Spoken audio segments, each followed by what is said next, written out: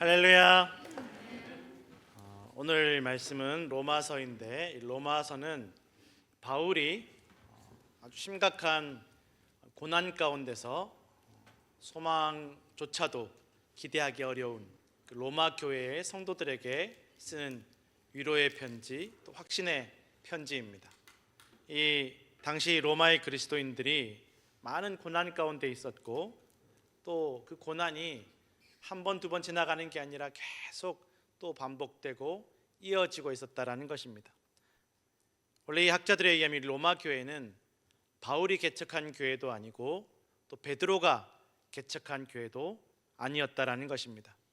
과거 예수님 돌아가시고 또 이 120명의 문도들이 마가의 다락방에서 기도하다가 성령 강림 사건이 일어날 그때, 그 오순절 성령 강림 사건으로 말미암아 수천 명이 그 예루살렘에서 성령을 받고 회개하고 예수님을 믿게 된 그 사건에, 그때 마침 예루살렘에 와 있던 유대인들, 또 그 중에 로마에서 방문했던 유대인들, 그 유대인들이 성령을 받고 은혜를 받고 로마로 돌아가서 이 교회를 시작하게 되었음을 우리는 알 수 있다라는 것입니다.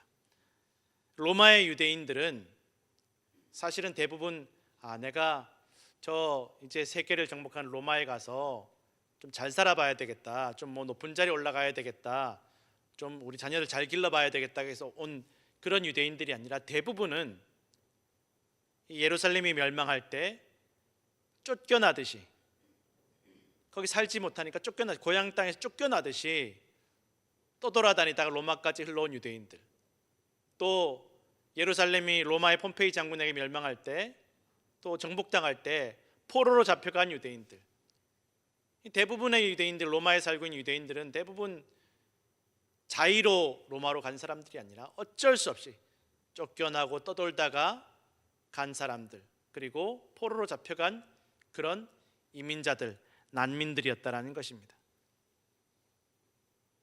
그런데 그렇게 잡혀간 로마 땅에서 유대인들이 얼마나 멸시와 박해와 핍박과 차별을 당했는지 이루 말할 수 없다라는 거예요. 로마 사람들이 당시에 무슨 일만 있으면 다 유대인들 때문이라고, 뭐 전염병이 돌아도 유대인들 때문이고, 뭐 지진이 일어나도 다 유대인 때문이고, 뭐가 있으면 다 유대인들이 희생양으로 생각했다라는 것입니다. 만만하니까 다 뭐만 일만 있으면 유대인들 때문이라고.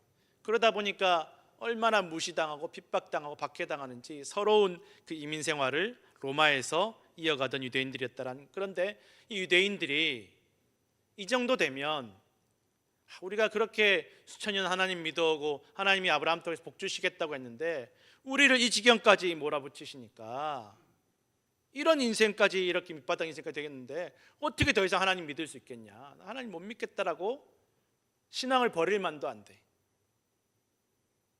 아니, 우리를 하나님 선택한 백성이라고, 하나님의 백성이라고, 이스라엘이라고 이름까지 붙여주셨으면서 왜 우리를 이렇게까지 어렵게 우리를 도와주시지 않고, 아니 하나님이 안 계시거나 우리를 버리셨거나 그런 거 아니냐고 그렇게 생각할 수 있을 터인데도, 로마에 살고 있는 유대인들이 그렇게 쫓겨나고 또 포로로 잡혀왔지만 예루살렘에 있는 그 성전, 하나님께서 솔로몬 통해서 또 그 이후에 포로로 귀환한 이후에 다시 세워주신 그 성전, 또 로마에 정복당했지만 여전히 있는 그 성전을 향해서 발걸음을 옮겼다라는 것입니다. 하나님 도와달라고. 우리가 이렇게 지금 포로로 잡혀가고 떠돌고 난민으로 살아가고 있지만 우리가 의지할 곳은 하나님, 하나님께서 세워주신 이 성전, 그 성전을 향해서 발걸음을 갔던 그 유대인들, 비참하고 비천하고 소망이 없는 그 유대인들이 성전을 향한 그 믿음 버리지 않고 성전 가까이 와서 그곳에서 예수님의 십자가의 못 박히심도 경험하였고, 또 그 이후에 오순절 성령 강림까지 경험하게 되면서 이 유대인들의 마음속에 이해할 수 없는 소망이 피어오르기 시작했다라는 것입니다. 현실은 예수님이 돌아가셨다 부활하셔도 성령이 수천 명에게 내려와서 수천 명이 회개했지만 여전히 현실은 변하지 않았지만, 이 로마뿐만 아니라 수많은 곳에서 찾아와서 성령 강림을 경험했던 그 이스라엘 백성들이, 그 유대인들의 마음속에 이해할 수 없는 소망이 넘쳐나기 시작했다라는 것입니다. 그렇게 다시 로마로 돌아와서 교회를 시작하고 신앙생활을 시작했지만 여전히 현실은 변하지 않았다는, 여전히 무시당하고 차별받고 핍박당하고 고통당하고 때로 쫓겨나기도 하고. 그런데 신비하게도 이 교회가 점점 더 그 믿음이 깊어지더라는 것입니다. 이 로마 교회에는 바울이나 베드로와 같은 확실한, 베드로처럼 예수님을 직접 만난 사도나 바울처럼 정말 잘 설명하고 가르칠 수 있는 그런 지도자가 없었다라는 것입니다. 그럼에도 불구하고 이 로마에 있는 이 성도들, 오순절 성령 강림을 경험했고 이제 와서 그 핍박과 멸시천대 속에서도 신앙생활은 그 로마 교회가 잘 이어지고 있었다라는 것입니다. 그런데 그렇지만 그럼에도 불구하고 이 로마 안에서 유대인들끼리 다투게 되는 일들이 생기더라는 것입니다. 안 그래도 로마 사람들 또 다른 나라 사람들이 핍박하고 괴롭히고 차별하는데 밖에서 이렇게 괴롭히는 것도 힘든데 내부에서 유대인들끼리, 이스라엘 백성들끼리 다투는 일들이 생기는데, 첫 번째는 유대인들 중에 예수님을 믿지 않는 사람들, 예수님 부정하는 사람들. 아니, 이 세계를 정복한 이 로마의 십자가에 의해서 처형당한 그 예수님이 어떻게 메시아가 될 수 있냐, 말도 되지 않는 소리다, 있을 수 없는 얘기다, 예수라는 사람은 가짜다, 너희 속고 있는 거다, 안 믿는 거예요. 안 믿는 것뿐만 아니라 예수 믿는 유대인들, 너희는 유대인이면서 어떻게 그렇게 전통을 파괴하고 유대인들의 전통대로 믿지 않느냐, 너희는 변절자다, 욕하고 싸우는 것입니다. 유대인으로서 예수님을 믿게 된 사람, 아니 너희 지금까지 너희가 믿은 그 믿음 때문에, 너희가 계속 율법을 잘못 믿어왔기 때문에 이렇게까지 된 거다, 예수님 믿어야 된다, 복음 믿어야 된다. 서로 싸우는 것입니다. 이렇게 둘만 싸우는 것이 아니라 예수님을 믿게 된 유대인들, 교회 안에서도 또 싸우는 일들이 생기는데 무엇이냐, 이제 이 교회 안에 유대인들만 있는 것이 아니라 헬라인도 있고 로마인도 있다 보니까 이제 그 중에 한 사람들은, 아니 우리가 예수님을 믿어도 유대인의 전통대로 율법대로 그대로 믿고 예수님도 믿어야 돼, 예수님만 믿어서 되는 게 아니라 율법도 다 지키고 예수님도 믿어야 이게 구원받을 수 있다. 아니다, 예수님께서 모든 것들에 대해 자유함을 주셨다, 예수님께서 모든 것들에 대해 자유함을 주셨으니까 저 헬라인도 우리가 같이 믿음 생활하고 저 로마인들도 우리와 같이 믿음 생활하면서 예수님 주신 이 자유 안에서 우리가 믿음을 지키면 된다, 이렇게 믿어야 된다, 저렇게 믿어야 된다, 이것 가지고 또 심각한 싸움이 벌어진다는 것입니다. 그런데 문제는 그 싸움을 바라보던 로마 사람들이 니네 그렇게 싸울 거면 로마에서 나가라는 거예요. 쫓겨난 거예요. 그러다가 또 다시 간신히 돌아오기도 하고 남아있기도 하고 엄청난 어려움들이 계속 이 로마 교회에 찾아오더라는 것입니다. 바울이 그런 소식들을 듣고 이 로마 교회 성도들에게 편지를 써서 위로하고 격려하고 있는 것이 바로 로마서라는 것입니다. 유대인으로서도 환영받지 못하고 그리스도인으로서도 환영받지 못하고 유대인으로서도 미움받고 그리스도인으로서도 미움받고 핍박당하고 박해받고 무슨 일만 있으면 희생양처럼 희생당하는 이민자들이 바로 로마 교회의 성도들이었다라는 것입니다. 그런데도 신비하게도 이 교회가 복음이 핍박을 받을수록 고난을 당할수록 더욱 뜨거워졌다라는 것입니다. 그러나 한편으로는 계속 고난이 이어지니까 막 마음이 낙심되고 지치기도 하고 또 탄식하고 슬퍼지기도 하더라는 것입니다. 우리 뉴욕 초대교회가 다음 주면 44주년이 됩니다. 저는 이제 온 지 얼마 안 됐으니까 제가 생각할 때는 우리 교회가 제일 어려울 때가 코로나 때라고 생각을 했는데, 이제 어르신들 이야기를 들어보면 뭐 장로님들, 권사님들 또 원로 목사님 이야기도 들어보면 어려운 일들이 너무 많았다라는 거예요. 정말 교회 문 닫을 뻔한 적이 몇 번 있으셨다 그러더라고요. 이대로 교회가 끝났다 싶을 그런 어려움들이 몇 번이나 있었다라는 것입니다. 별의별 일들이 있었고 정말 이렇게 교회가 없어지나 싶을 때가 몇 번이나 있었다라는 것입니다. 그러다가 또 다시 크게 부흥한 적도 있었고 파란만장한 역사가 있었다라고 들었습니다. 신앙을 지켜오신 성도님들의 인생과 가정도 마찬가지라고 합니다. 정말 나는 이대로 신앙생활 못하겠다, 우리 가정 끝났고 내 인생 끝났다 싶은 그런 어려움들이 얼마나 많이 있었는지 모른다라는 것입니다. 별의별 고난과 어려움이 많았고 지금도 고난 가운데 있는 성도님들과 가정들이 있다라는 것입니다. 다 말할 수 없는, 말로 표현할 수 없는 어려움들이 안팎으로 있었고 그렇게 기가 막힌 어려움 속에서도 또 다시 일어나고 또 견디며 달려온 세월이 44년이라고 합니다. 한결같이 하시는 말씀들이 정말 이건 사람이 달려온 길이 아니라 하나님께서 붙잡아 주셨고 성령께서 도우셨다는 이야기를 몇 번이나 들었습니다.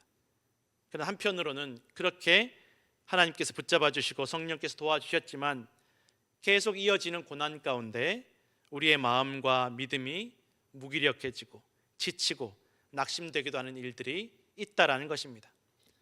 오늘 26절에 로마서 8장 26절에 보면 이와 같이 성령도 우리 연약함을 도우시나니라고 말할 때 이 연약함은 힘이 없고 약한, 무력한, 무기력한, 무능력한 이라는 것을 의미한다라는 것입니다. 그런데 이 편지가 아까도 말씀드린 성도들에게, 로마 교회 잘 믿어왔던 성도들에게, 성령 강림 사건을 경험했던 그 성도들에게 주시는 말씀인데 이 성도들이 이렇게 무력하고 연약해진 이유가 무엇인가? 바로 마땅히 기도할 바를 알지 못하기 때문이다라고 성경은 말씀하고 있다라는 것입니다. 원래 도우시나니 뒤에 왜냐하면이라는 단어가 들어가야 되는데 한글 성경에는 번역이 되지 않았습니다. 왜냐하면 마땅히 기도할 바를 알지 못하기 때문에 성도들이 무기력해졌다라는 것입니다. 마땅히 기도할 바, 마땅히 해야 될 일, 기도할 것을 알지 못하기 때문이다라고 표현하고 있다는.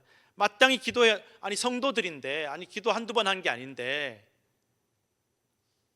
여기까지 이렇게 성령 강림 사건을 경험하고 여기까지 올 정도면 기도하는 법을 모를 수가 없는데, 기도해야 되는 것 알고 어떻게 기도해야 되는지도 다 아는 성도들인데 기도할 바를 알지 못한다는 것이 이게 무슨 말이냐 싶지만, 마땅히 기도해야 되는 그 기도, 반드시 해야만 하는 그 기도라는 말은 27절에서 말하는 하나님의 뜻을 구하는 기도, 하나님의 뜻대로 하는 기도를 의미한다라는 것입니다.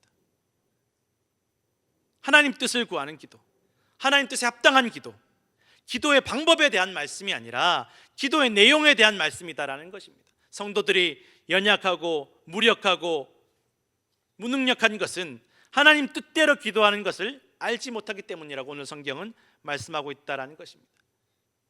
막상 어려움이 닥치면, 고난이 닥치면 아무리 오랜 세월 신앙생활을 해왔더라도, 아무리 과거에 대단한 뜨거운 성령 충만을 경험했다 할지라도 당장 무엇을 어떻게 기도해야 할지 막막해질 때가 있다라는 것입니다.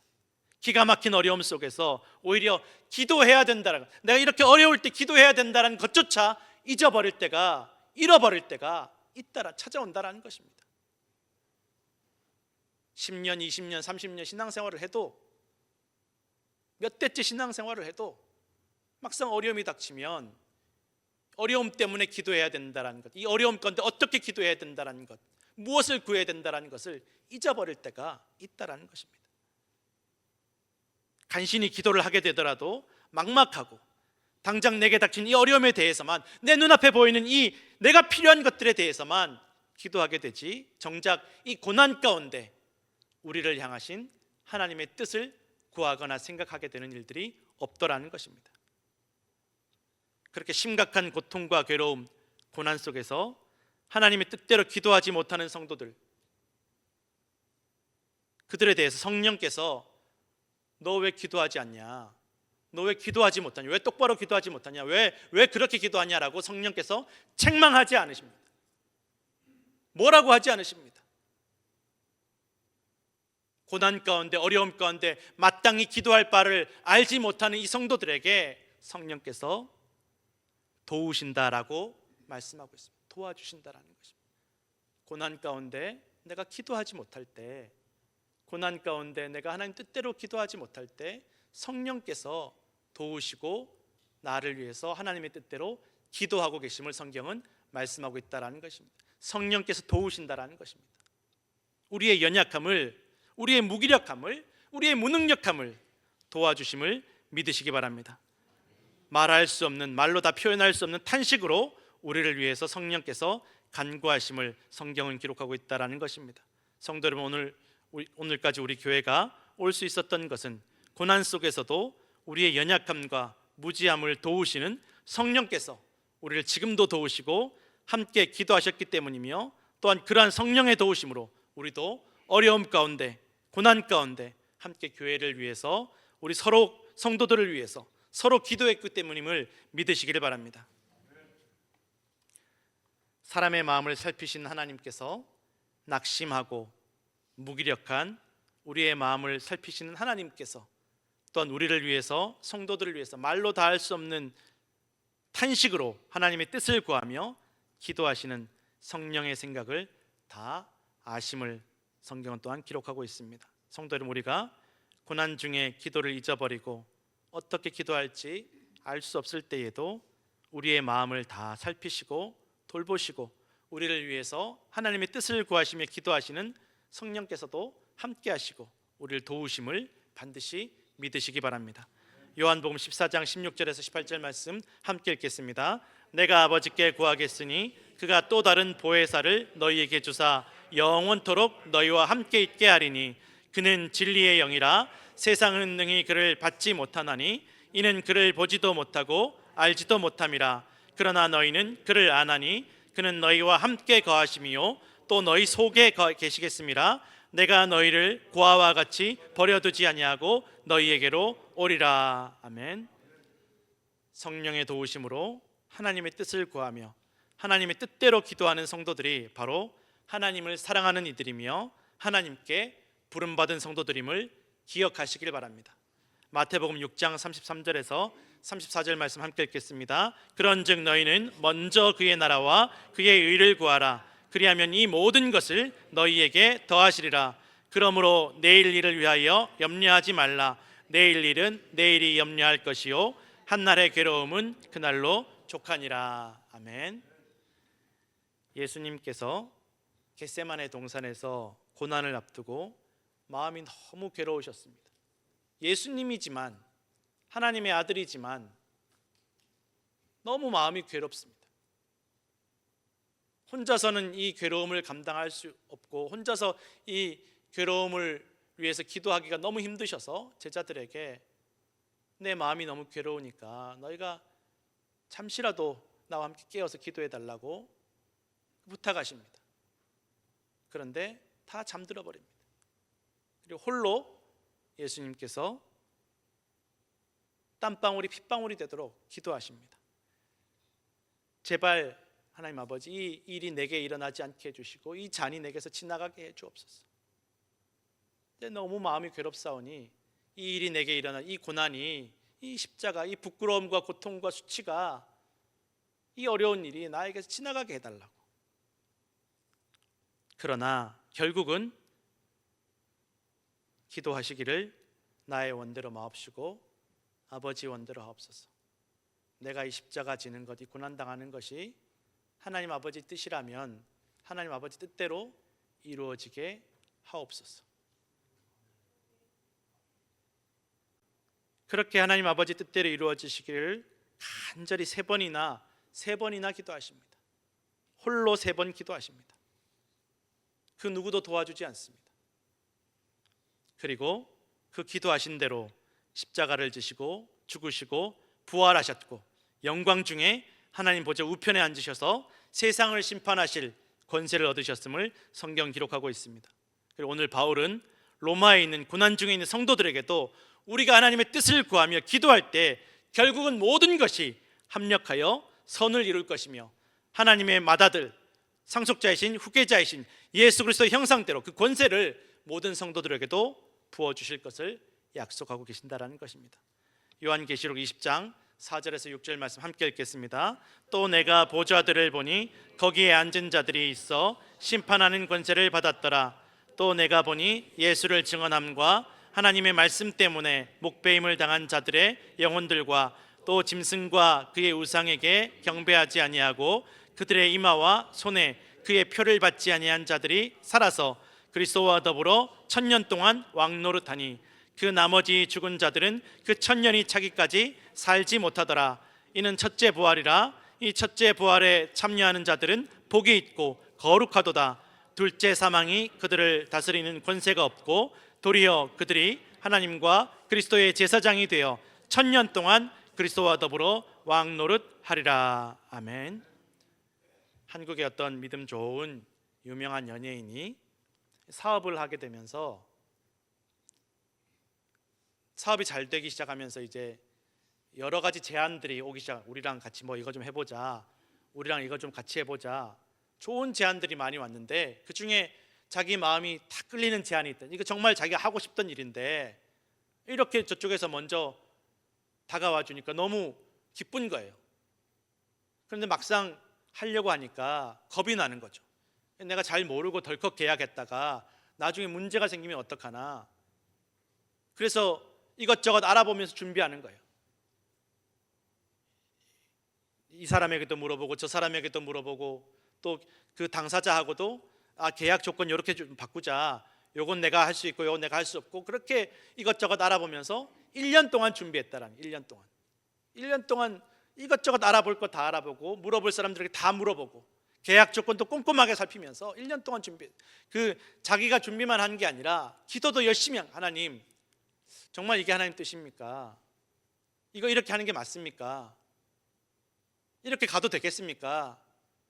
이렇게 기도 열심히 하면 하나님이 좀 하지 마라 해라 이렇게 말씀해 주시면 참 좋을 텐데 아무 말씀이 없으십니다. 좀 음성으로 안 되면 꿈에서라도 좀 뭔가 보여주시면 좋을 텐데 아무 말씀이 없으시잖아요. 그래도 불안하니까 계속 기도하는 거예요. 하나님 이게 하나님 뜻이 아니면 확실하게 좀 멈춰달라고. 이게 하나님 뜻인지 아닌지 확실하게 알게 해달라고. 그렇게 1년이 지나고 1년이 동안 준비한 것들을 다 지나고 이제 계약서에 이제 사인만 하면 도장만 찍으면 되는 날이 내일인데 하루 앞두고 연락이 와서 계약 못하겠다라는, 계약이 다 엎어졌다라는, 다른 사람이 계약하게 됐다라는. 처음에는 너무 화가 나고 속이 상해서 이게 어떻게 이런 일이 있을 수 있나 너무 속이 상하더라는 거예요. 그런데 딱 그런 깨달음이 오더라는 거예요. 이거 이상으로 확실한 하나님의 응답이 어디 있나? 이거 이상으로 확실하게 하나님께서 응답해 주신 일이 어디 있나? 멈추어 주셨지 않나? 내가 그렇게 하나님 뜻이 아니면 멈추어 달라고 했는데 이것 이상으로 확실한 응답이 없구나. 그리고 이게 하나님의 응답이라는 것을 받아들이고 인정하고 깨닫고 나서부터는 화도 나지 않고 다 괜찮아지더라는 거예요. 하나님께서 나를 멈추어 주셨구나. 하나님께서 나를 스탑해 주셨구나. 이게 하나님 뜻이구나. 이것을 받아들이고 나니까 다 괜찮아지더라는 거예요. 성도 여러분, 신앙의 성공, 신앙의 목표는 내가 원하는 대로 하나님을 움직여서 내 소원을 이루어내는 것이 아니라 우리가 하나님의 뜻과 마음을 알아 하나님의 뜻대로 하나님을 더욱 신뢰하고 의지하여 하나님 말씀과 뜻대로 순종하며 살아내는 것이 우리 신앙생활의 목표이며 성공임을 기억하시길 바랍니다. 내가 무슨 자판기 동전 넣고 음료수 뽑듯이 하나님 나 헌금 냈으니까 나 원하는 거 들어주세요, 이게 아니라는 것입니다. 하나님 나에게 하나님 뜻을 알게 하시고 깨닫게 되고 알게 되는 그 하나님의 말씀과 뜻대로 내가 살게 하여 주옵소서. 내가 하나님 뜻대로 살아내게 해 주옵소서. 이것이 신앙생활의 목표이며 성공임을 믿으시기 바랍니다. 예수님께서 보여주셨지 않습니까? 예수님께서 말씀하시지 않았습니까? 나의 원대로 마옵시고 아버지 원대로 하옵소서. 그러면 놀라운 일들이, 다 끝났다고 생각했던 일들이, 이제 완전히 망쳐버렸다고 생각했던 그 모든 것들이 놀라운 기적과 은혜로 다시 살아나게 될 것을 믿으시길 바랍니다. 예수님께서 부활하시고 영광과 권세를 얻으신 것처럼 우리에게도 똑같은 부활과 영원한 생명으로 인도하여 주실 것을 믿으시기 바랍니다. 성도 여러분, 당장은 우리 기도에 응답하시지 않는 것 같고, 당장은 우리를 돌보시지 않는 것 같고, 당장 우리를 버리신 것 같고, 연약하고 무기력한 우리를, 그러나 지금도 성령께서 도우시고 함께 기도하고 계심을 믿으시기 바랍니다. 지난 44년 초대교회를 통해서 우리를 도우시고 붙잡아 주셨던 그 성령께서 지난 세월 절대 예수님 믿지 않을 것 같던 내 인생, 절대 교회에 더 이상 다니지 않을 것 같던 내 인생 다시 붙잡아 주시고 다시 불러주시고 여기까지 달려오지 못할 것 같던 우리를 불러주신 그 성령께서 지금도 앞으로도 영원히 우리를 도우시고 인도하셔서 하나님의 영광에 들어가게 하실 것을 믿으시기 바랍니다. 오늘도 낙심하지 마시고 하나님 아버지의 뜻을 구하시고 하나님 아버지의 뜻에 순종하셔서 모든 것이 합력하여 선을 이루는 놀라운 은혜를 경험하시는 성도들 되시기를 간절히 축원합니다.